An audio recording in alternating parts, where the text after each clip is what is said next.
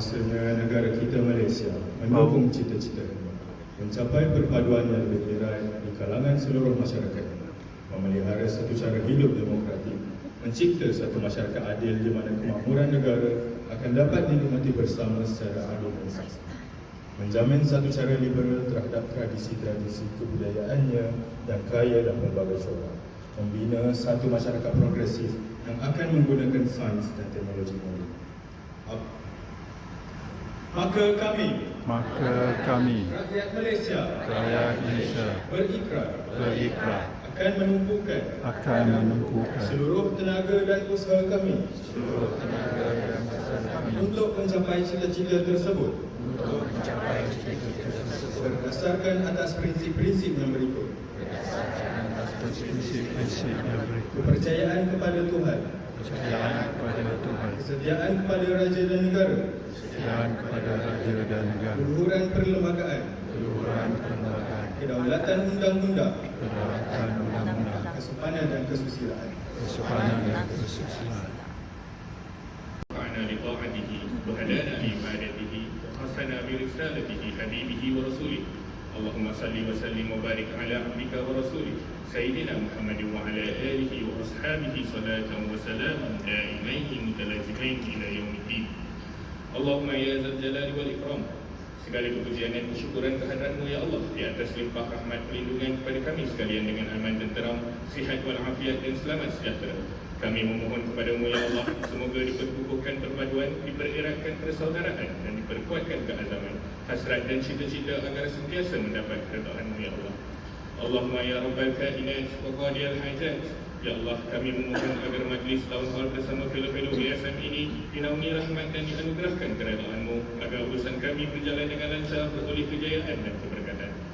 Allahumma ya akramal akramin, kami dengan segala rendah diri memohon agar Engkau kurniakan kami dan hamba-hamba-Mu sekalian dengan taufik dan hidayah sentiasa di bawah pimpinan dan petunjuk-Mu ya Allah. Mudah-mudahan dengan segala usaha dan amal yang kami tunaikan akan mendapat sepenuh kejayaan dalam keredaan dan restumu di sepanjang jalan.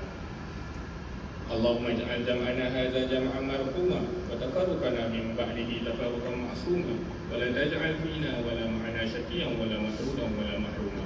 Ya Allah, jadikanlah perhimpunan kami ini sebagai satu perhimpunan yang dirahmati dan perpisahan kami pula selepas ini sebagai satu perpisahan yang diberkati dan dilindungi. Dan janganlah Engkau jadikan pada diri kami ini dan mereka yang bersama kami kebinasaan dan menyingkirkan kami dari memperoleh rahmat. Allahumma bika nasta'inu 'alaika natawakkal wa anta rabbul 'arsyil 'azim irhamna ya rabbana fa innaka antal arhamur rahimin. Wa sallallahu wa sallam ala khairi khalqihi Muhammad wa ala alihi wa ashabihi ajma'in walhamdulillahi rabbil alamin.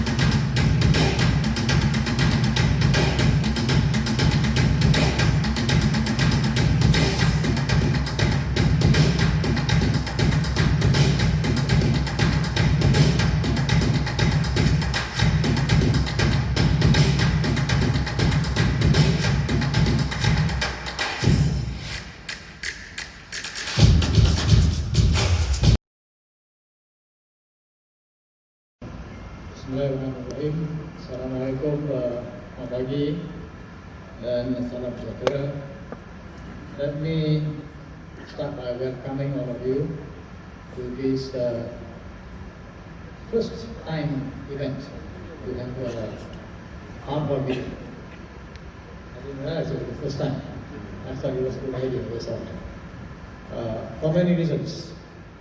The first reason is the word change. The leadership change we just went through is, I think, the least important of all. Because there are changes all around us, and the most important changes happening today are going to determine what happens to future generations. Our children, our grandchildren, our great-great-grandchildren, and so on. In other words, the world is going through a tumultuous period. Technology, because it is part of knowledge. Now, knowledge is a big word, and when I often use the word epistemology, some people get a bit puzzled and perplexed because it is a very enigmatic word. Some of those who actually do education, epistemology is very important. But for the rest of us, although we teach, we are not professional educationists. So epistemology may not ring any, I would say, strong ideas among us. Anyway, let me go to the root of the problem, which is change. And of course, we here represent the best scientists in the country. As an opportunity, because I heard the PM using the term in a speech that he delivered, I think, in July 2023. What is happening is that the notion was quickly adopted by those who were doing projects under ASM, and that should a good sign to me that we are able to assimilate new ideas very quickly.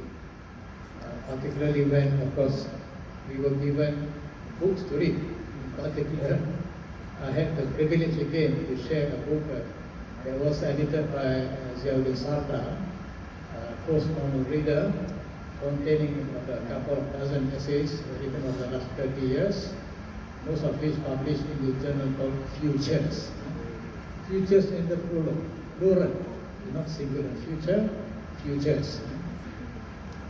Anyway, what we study in the comparison of countries, we are not a small spender. We are a big spender on education per capita.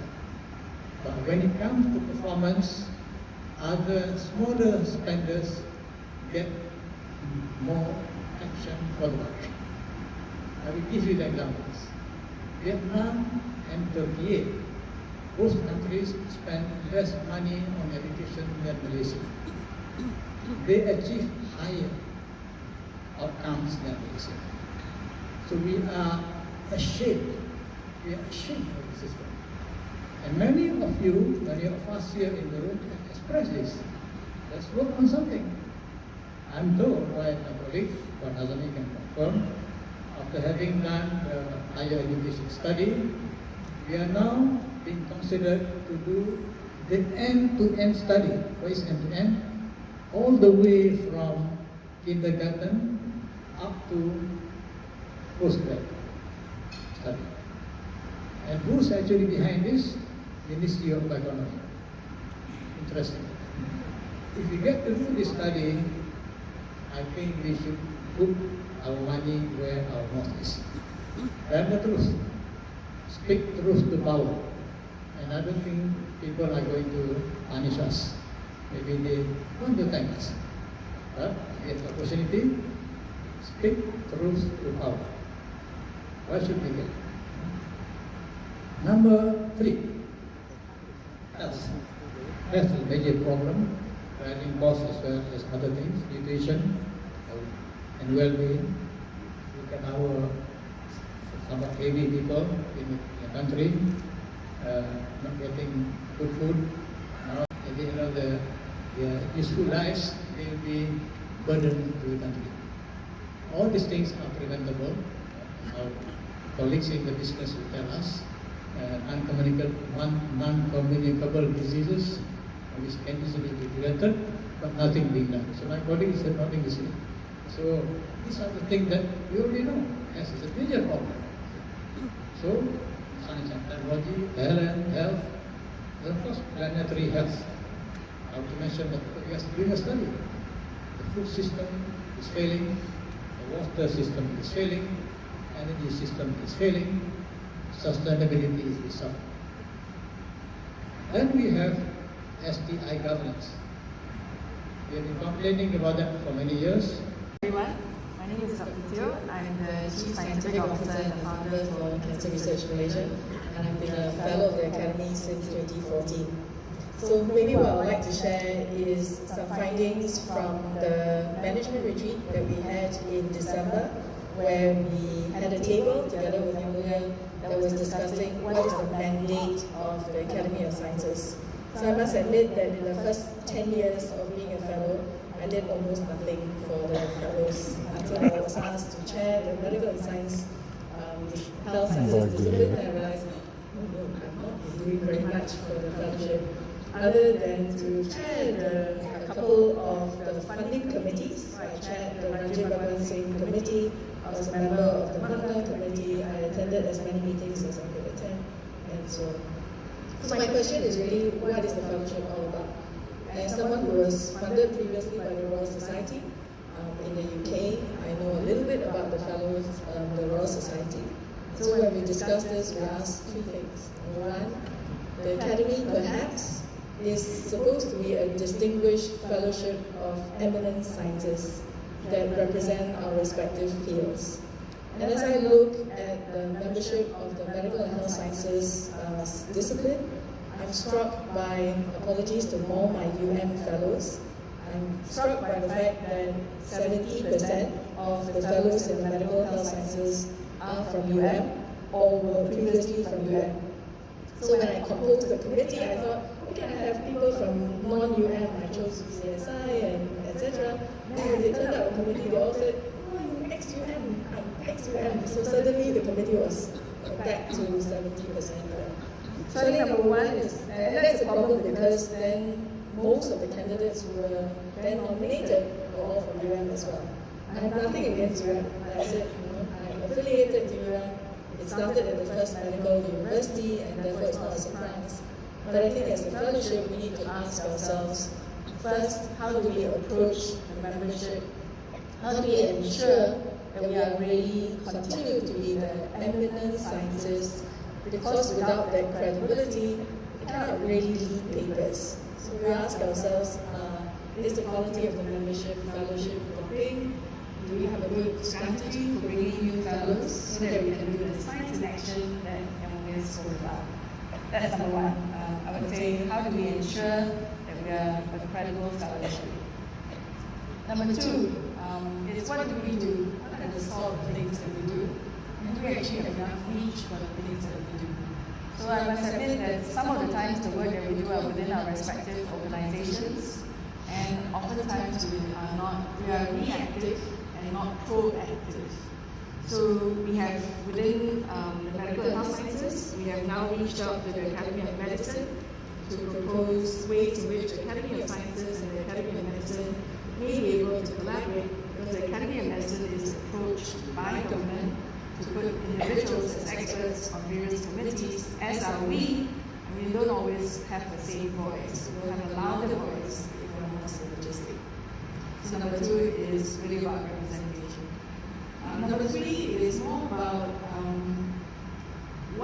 what should we be doing in our mandate if we actually start to be the champion and the administrator of something like the Science and Endowment Fund. Because now we're not only the experts and we're giving out money and making recommendations, but also the beggars and holding out a hand and saying, give me some money so that I can do that. So I think that challenges our governance structure quite a lot. And perhaps as a fellowship, we should really evaluate. I still think that we're the best people to lead the Science and Endowment Fund, don't get me wrong. But I think we need to really define the governance structures. So to conclude, I would say that to me and to the team that discussed this, the fellowship is about making sure that we're the most eminent scientists in the country.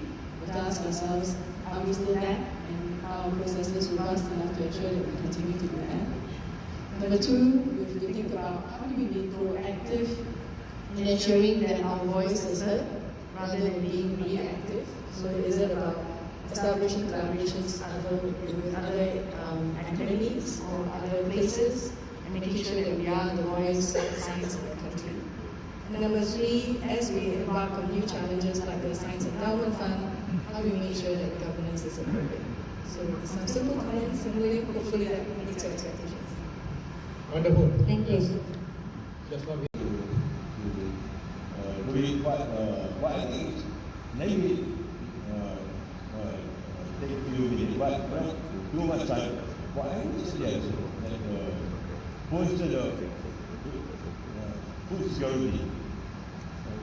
We can try more than talking, but the point is there are a lot of investors.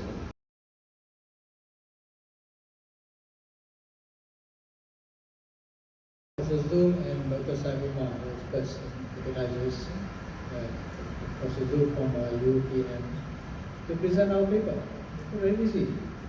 The fertilizer that has been dished out to the farmers lacks certain micronutrients, and these are fundamental to the yield of rice. Simple message. And it's proven because Mana has done similar experiments, and we actually can get the yield to rise from 4 tons per hectare to maybe 8, maybe higher. If you have 8 tons per hectare, even using current acreage, current practices, you do not have shortage of rice. That's an idea. Very simple. The message was delivered in the meeting. What the committee decided was, let's ask this organization that's in charge of rice and fertilizers to study further. Okay, bureaucracy. So I was so disappointed with that meeting. So that we cannot allow this to happen. Alright? So after we got the actual minutes, which came out 3 months later, as usual. Yeah, 3 months. It's an indication of how fast we work. Sorry, I'm smoking a little bit. 3 months. You can see writing first. That was the decision. Of course, I heard the meeting. Okay, that's what we decide. We cannot stop that. It's out.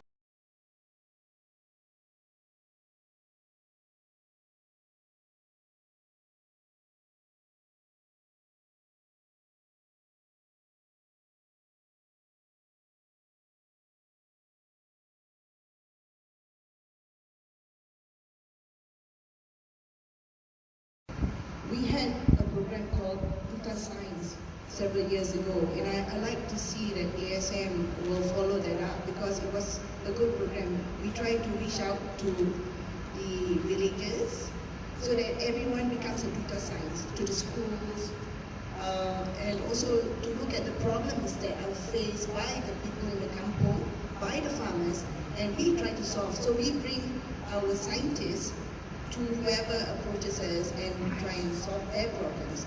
And I think everybody can be a Duta Science. Even the head of the kampung can be a Duta Science. So why not? Let's try and see whether we can get some more funding for that. Thank you, Lieutenant President. ASM Fellows are doing. I just want to bring back to the comment of Jalan mentioned on people. I think ultimately we have to be back to that.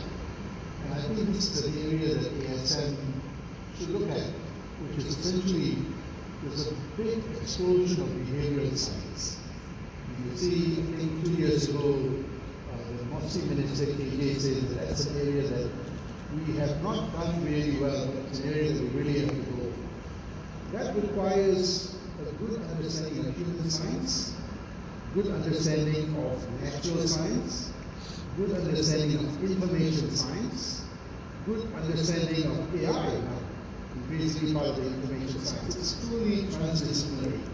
I'm not sure how many universities are teaching this, but if you see MIT and Stanford, they have multidisciplinary faculties coming.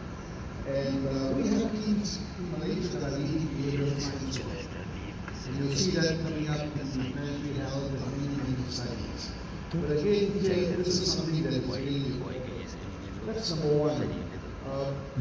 This is going to be very important because human beings influence everything. You know, there's a lot of artificial intelligence, but that doesn't replace human intelligence. So I think really understanding that is very important.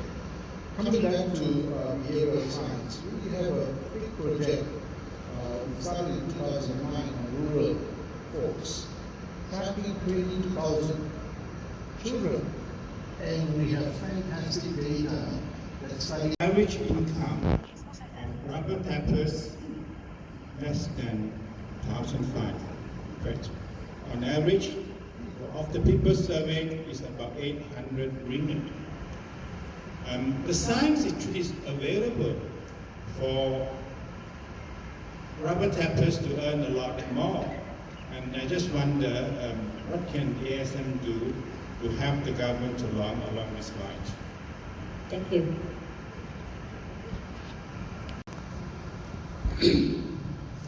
President, actually I came from another event, apologies for coat and tie and the wrong tie. That is the right tie for the other event this morning.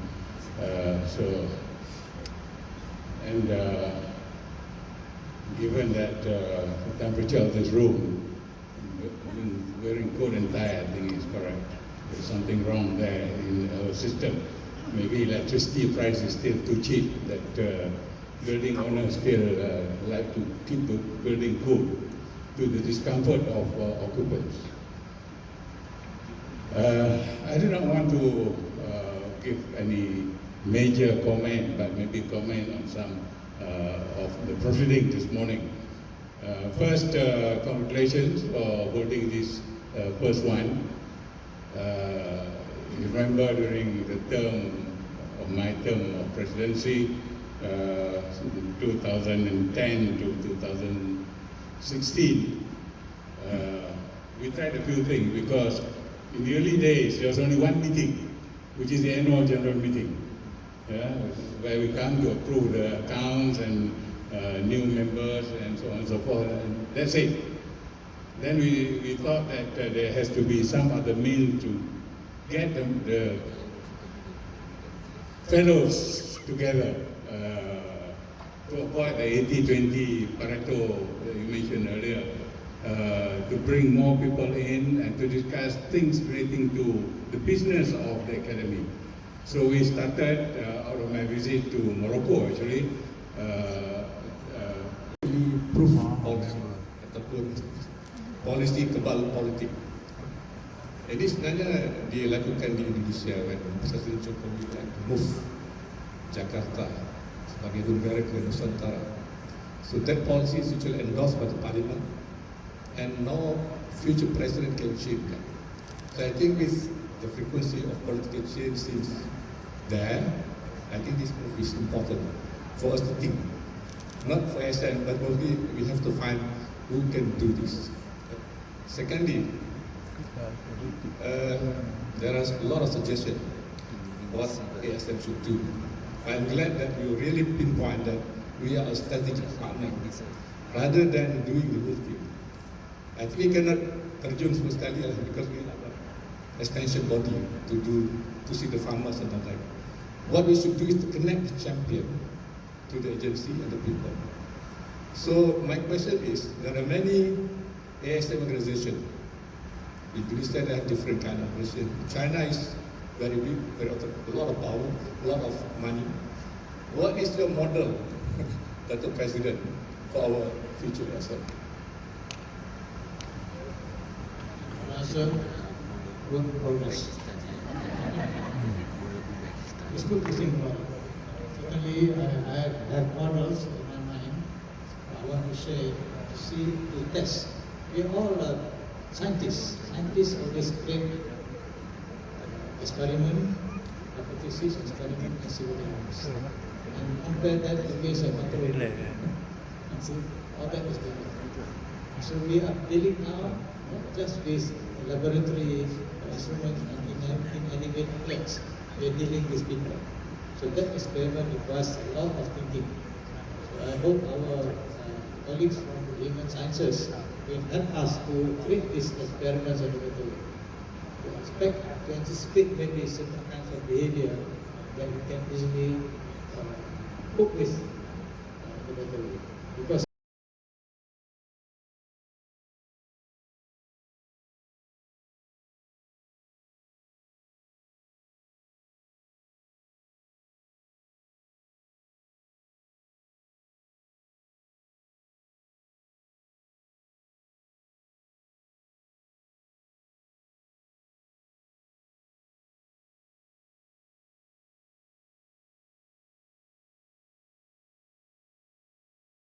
pada Tash untuk library ASM. Oh, okay. Thank you so much for the books. Saya akan minta library untuk ni lah, untuk simpan kat sini. Kita ada buku-buku daripada Puan Sri Diah, Pengat Labu dan Ninda. Jadi saya ada paper dalam Pengat Labu. Thank you Puan Sri Diah untuk buku ni. Yeah, thank you so much. Ada 3 naskah buku daripada Tuan Haji Zubir yang menyumbangkan title, 2 daripada Dr. Shah daripada UPSI, dan satu lagi ialah mengenai conversion journey, ni orang yang masuk Islam. Boleh cakap sikit? Terima kasih untuk buku yang sangat banyak ni. Ada 3 buku kat sini, Dr. Syari Isa dengan buku Conversion Journeys.